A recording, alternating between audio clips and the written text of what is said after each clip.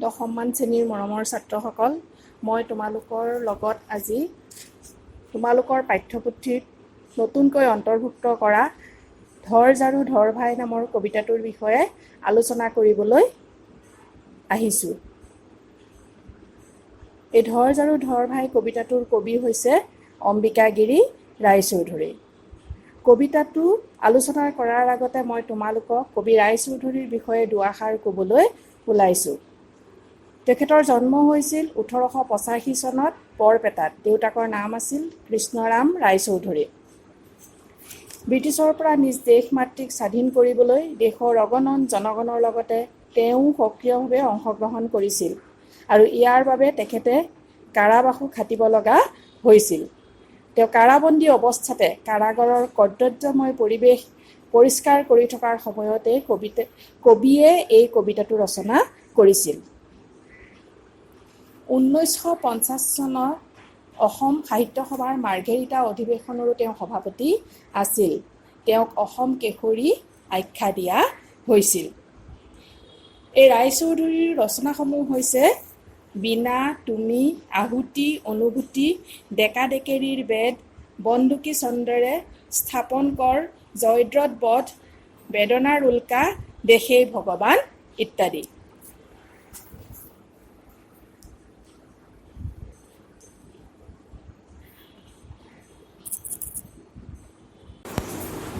ছাত্ৰসকল, আমি সকলোৱে জানো যে আমাৰ দেশখন বহু বছৰ ধৰি ব্ৰিটিছৰ অধীনত আছিল আৰু এই পৰাধীনতাৰ পৰা দেশক মুক্ত কৰিবলৈ আমাৰ দেশৰ জনগণে স্বাধীনতা আন্দোলন কৰিব লগা হৈছিল আৰু এই আন্দোলনতে অসম কেশৰী অম্বিকাগিৰি ৰায়চৌধুৰীদেৱেও অংশগ্ৰহণ কৰি কাৰাবাস খাটিব লগা হৈছিল আৰু এই সশ্ৰম কাৰাবাসৰ সময়তে তেওঁ কাৰাগাৰৰ পায়খানা চাফা কৰিব লগা সময়তে এই কবিতাটো ৰচনা কৰিছিল। মৰমৰ ছাত্ৰসকল, এতিয়া মই তোমালোকৰ লগত ধৰ ঝাৰু ধৰ ভাই কবিতাটোৰ বিষয়ে আলোচনা কৰিবলৈ ওলাইছোঁ। কবিৰ এই কবিতাটো এটা দেশপ্ৰেমমূলক কবিতা। যুগ যুগ ধৰি পৰাধীন হৈ থকা দেশৰ জনগণক একগোট হৈ দেশৰ হেৰুৱা স্বাধীনতা ঘূৰাই আনি বিশ্ব দৰবাৰত এখন উচ্চ স্থান অধিকাৰ কৰিবলৈ কবিয়ে এই কবিতাটোৰ জৰিয়তে সকলোকে আহ্বান জনাইছে। ধৰ ঝাৰু ধৰ ভাই আৰু চাবৰ সময় নাই, চাই থাকোঁতে মুখত কেৱল ভৰিল কাজল চাই। ছাত্ৰসকল, ঝাৰুৰে কি কৰে তোমালোকে জানা নহয়? ঘৰ চোতাল যেতিয়া লেতেৰা হয়, জাবৰ জোথৰে ভৰি থাকে, তেতিয়া ঝাৰুৰে সাৰি পুচি চাফা কৰা হয়। ইয়াত কবিয়ে আমাৰ দেশখন জাবৰ জোথৰে ভৰি লেতেৰা হৈ পৰা বুলি কৈছে। গতিকে সকলোৱে সময় থাকোঁতে ওলাই আহি চাফা কৰাৰ সময় আহি পৰিছে। আমাৰ ইতিমধ্যেই বহুত পলম হৈ গৈছে আৰু পলম নকৰি দেশ মাতৃক নিকা কৰি কাজল চাই অৰ্থাৎ কলংক পৰাধীনতাৰ কালিমাৰ পৰা আমি আমাৰ দেশখনক মুক্ত কৰিবলৈ ওলাই আহিব লাগিব। সাতাম পুৰুষৰ আহা সোণৰ চোতাল ঘৰ, কত যুগৰ ভোঁহৰ পৰি আছে যে পোত খাই।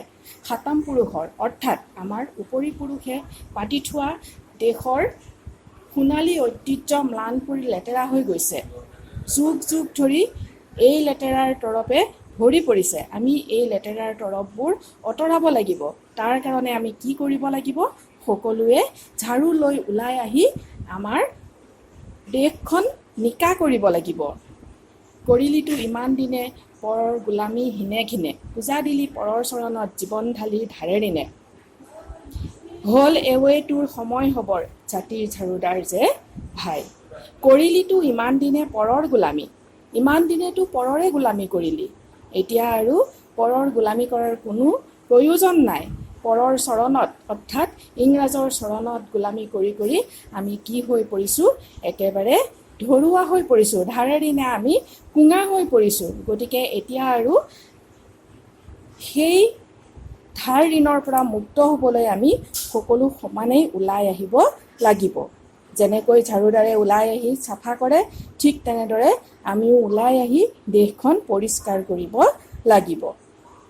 হিংসা দেশৰ ভেদাভেদৰ ঘৃণা ঘিণি স্বাৰ্থপ্ৰেমৰ কত যে কি মলিমামৰ, ভৰি জাতিৰ জীৱন যায়, ধৰ ঝাৰু ধৰ ভাই।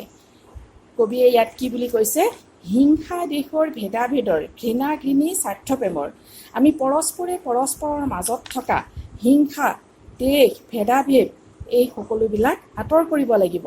কাৰণ ইংৰাজবিলাকে বুদ্ধি কৰি আমাৰ পৰস্পৰৰ মাজত নিজৰ কুটুম্বৰ মাজতে কিছুমান হীন আৰু হিংসা ভাৱ সুমুৱাই দিছিল। এই সকলোৰে পৰা আমি কি কৰিব লাগিব? ওলাই আহিব লাগিব আৰু পৰস্পৰক নিজৰ মানুহখিনিয়ে নিজক বুজি পাই সমাজখন নিকা কৰিব লাগিব। মলি মামৰ আঁতৰাব লাগিব। তৰপে গোট খাই থকা এই মলি মামৰ পৰিষ্কাৰ কৰি আমি মুক্ত হৈ উঠিব লাগিব। বীৰ বেশেৰে ধৰ ঝাৰু ধৰ, জাতিৰ জীৱন কৰ মনোহৰ। আমি বীৰ বেশেৰে সাহসী হৈ ওলাই আহি আমাৰ জীৱন মনোহৰ মানে কি? মনোহৰ মানে সুন্দৰ কৰি তুলিব লাগিব। তেতিয়াহে আমি কি হৈ পৰিম? নিকা হৈ পৰিম। আমি তেতিয়াহে কি হ'ব পাৰিম? পৰিষ্কাৰ হ'ব পাৰিম। লেতেৰা হৈ থাকিলে আমি কেতিয়াও কি হ'ব নোৱাৰিম?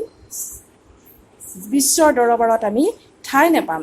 অৰ্থাৎ আমি পৰৰ গোলামী কৰিয়ে গোটেই জীৱন কটাব লাগিব। গতিকে সাৰি পুচি চুকে কোণে যত যি আছে সকলো জাৰি জাবৰ আঁতৰ কৰি আমি বিশ্বৰ দৰবাৰলৈ ওলাই আহিব লাগিব। বিশ্ব সভাত তেতিয়াহে আমাক সকলোৱে চিনি পাব।